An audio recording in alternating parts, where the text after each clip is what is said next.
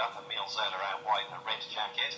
The white face of Let It Be is Handy. Cervelloni tucking in on the inside, yellow sleeves and cap. And then Trust Rule settling back in the midfield in a purple jacket with Sound and Stars up the inside.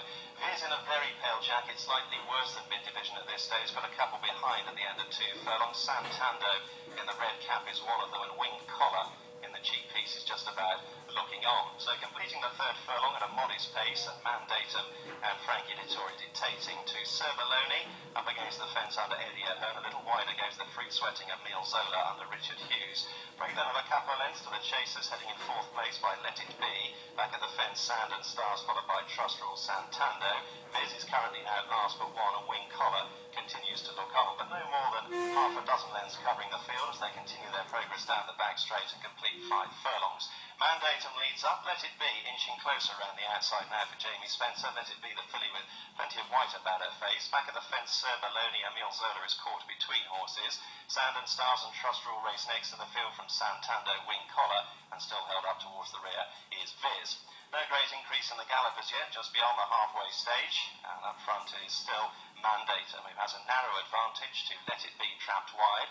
Cervelloni and Emile Zola the next pair, slipstream by Sand and Stars and Trust Rule. Santando's got 2 behind, Viz is one of those, and now still back in last place, Winged Collar, as they begin the left-handed sweep back towards home. Entering the final 3/4 of a mile, and Mandatum has had a pretty easy time in front so far.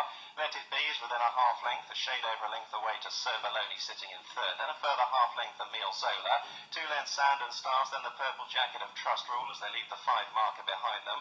Viz the pale colours on the move now around horses for Seb Sanders as they turn in and begin to quicken.